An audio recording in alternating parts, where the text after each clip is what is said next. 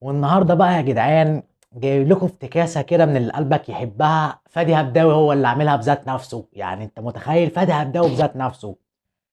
بيتزا بيض. الاسم غريب سيكا، ايوه بس جامده، هتنفع معاكم فطار كده ايه رايق، عشوه خفيفه كده ايه، والدنيا هتبقى لذيذه كده، وهنشوف مع بعضنا في الاخر هتبقى عامله ازاي. اديني الطبق. دي حركه مونتاج بقى ايه، لسه مكتشفينها مع بعضنا، قلنا نجربها ويا ريتنا ما جربناها. ماشي، نبدأ كده ايه بقى ايه بالبيض. ننزل بأول بيضة، تاني بيضة، تنزل كده اهو. يلا ياما، يلا. طب ايه، طيب ما محتاج حد يساعدك. ومعانا بقى ايه تالت بيضة كده اهو. بعد كده بقى ايه بالشوكة بتاعتنا كده، وننزل بقى ايه نقلبهم تقليبة حلوة كده.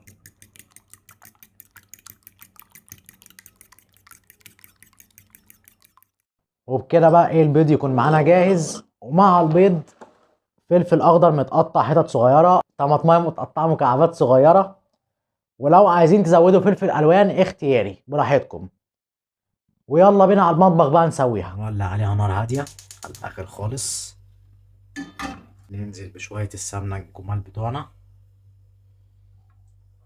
أول بقى لما الطاسة بتاعتنا تسخن كده ننزل بالبيض. ننزل بشوية الفلفل اللي احنا مقطعينهم مع الطماطم كده ونوزعهم كويس. وزع كده، وزع وزع وزع وزع وزع شوف. ودي بقى خطوة اختيارية، لو حابب تدلع نفسك كده بقى ايه تنزل بشوية موتزاريلا كده على الوش. نغطيها بقى لمدة ربع ساعة ونرجع لكم تاني بعد ما تستوي. وبعد ما سيبناها 10 دقايق ربع ساعة على النار كده رجعنا لكم تاني. ودلوقتي بقى ايه نزلها هنا كده. ريحتها يا جدعان عظمة، عظمة. نزلها كده. لا لازم تشوفوا الشكل والمنظر ده يا جدعان. يا لهوي يا جدعان، شايفين العظمة؟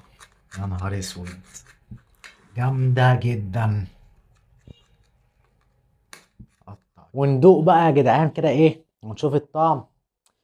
بس انا مش هدوق لوحدي، خد يا ابني دوق معايا كده ايه، عشان لو فيها حاجة ما اموتش لوحدي. ندوق بقى كده.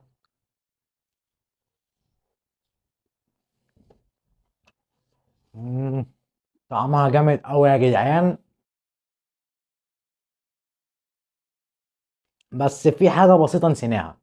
بسيطة مش هتختلف معانا في حاجة. نسينا نحط ملح وفلفل.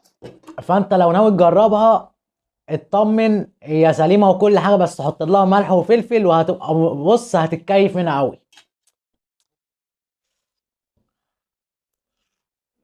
يا نهار اسود. ماشي يا اسطى، هي جامدة فشخ. بس انت نسيت الملح والفلفل. بالظبط كده. ومعايا واحد من ورا الكاميرا لا مؤاخذة، ما بيفكرنيش بأي حاجة.